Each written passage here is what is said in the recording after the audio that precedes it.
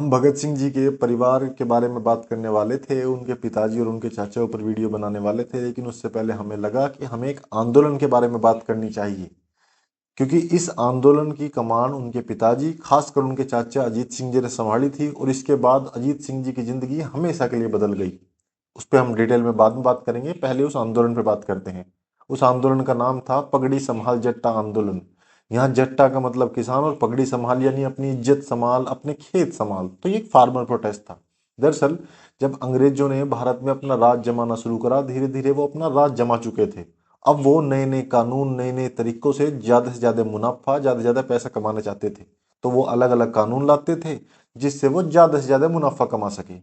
तो उन्होंने पंजाब में ऐसे ही 3 काले कानून लाए जो 20वीं शताब्दी के शुरुआती दशक में आए थे, जिन कानूनों का नाम है Punjab land alienation act, Punjab land colonisation act 1906, the Doab Bari act 1907।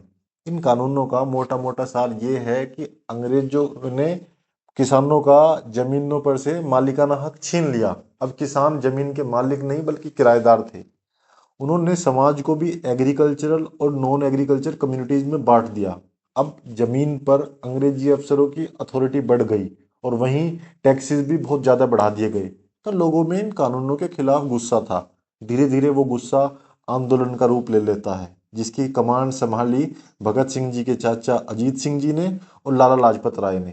अंग्रेजों को जल्दी ही समझ आया कि इन दोनों को कंट्रोल करना पड़ेगा। तो इसी दौरान एक जुलूस निकाला गया, आंदोलनकारियों ने एक जुलूस निकाला गया। इस जुलूस में जंगसियाल न्यूज़पेपर के एडिटर बांके लाल जी ने एक गीत गाया, जिसके कुछ बोल यूं थे कि पगड़ी संभाल जट्टा पगड़ी संभाल ओए। इस पूरे गाने को आज आप भी यूट्यूब पर सुन सकते हैं। ये गाना इतना फेमस हुआ कि इसके बाद इस आंदोलन को ही पगड़ी संभाल जट्टा आंदोलन के नाम से जाने जाने लगा।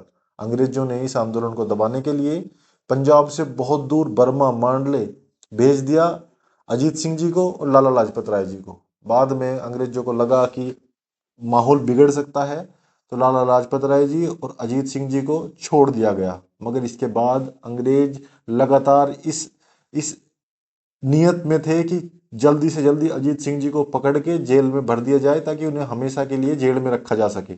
इसी चीज से बचने के लिए अजीत सिंह भारत से चले गए और वो 40 साल तक विदेश में रहकर भारत को आजाद कराने की कोशिशें करते रहे, जिसके बारे में हम डिटेल में बाद में बात करेंगे। जय हिंद।